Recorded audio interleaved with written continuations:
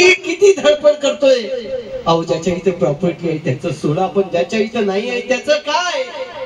त्या बापाला त्या आईला किती कष्ट करावे लागतात त्या मुलीला पायावर उभं ठेवण्यासाठी. आणि आमच्या आज मुली अरे काय प्रेमात पडलेलं आहे. तुम्ही प्रेमाच्या प्रेमात भानगडीत पडताय. आयुष्याची ऐशी तेशी करताय तुम्ही, आयुष्याची राग करताय तुम्ही, आई बापांच्या स्वप्नाचा चुरडा करताय तुम्ही. आज जिवंतपणीच बापाला मारण्याचं कटकारस्थान तुम्ही कॉलेजमध्ये जाऊन करताय. आज आम्ही बघतो रस्त्यानं प्रत्येक मुलगीला मोबाईल आहे, पण मोबाईल कशासाठी दिला माहिती आहे का तुमच्या आई बापांनी, की माझी मुलगी सुरक्षित राहील. परंतु आज आम्ही बघतोय दुःख होतंय. मी सर्वच मुलींना म्हणणार नाही, परंतु काय काय मुली तासन तास कुणाशी बोलतात, बाबाशी. अरे बाबाला वेळ कुठे आहे एवढा बोलायला. भाऊशी बोलतात. अरे भाऊला वेळ कुठे आहे. भाऊ तर तुमचं आयुष्य आणि बाप आयुष्य घडवण्यासाठी बिझी असतो. मैत्रिणी सोबत बोलतात.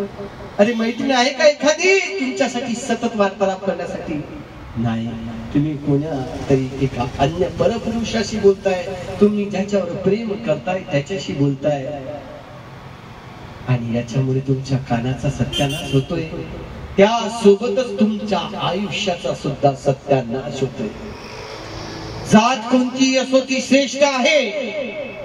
आपल्या जातीमध्येच विवाह संस्कार कशासाठी आहे, लग्न.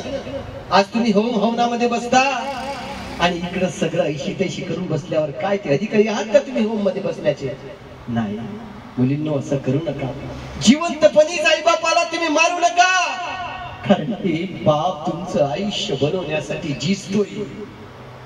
आज तुम्ही जे काही वाईट कृत्य करताय त्याचा परिणाम फक्त आई बापावर होतोय.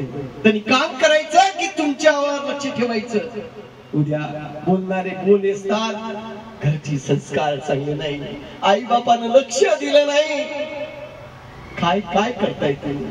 अरे एखादे अधिकारी बना. अधिकाऱ्यांचा मनोगत व्यक्त करतात ना अधिकारी, त्यांनी आयुष्य झिजवलेलं असतं अभ्यासात, म्हणून त्यांचं जीवन सोन्यासारखं चकाकतंय आणि तुम्ही छक मारताय.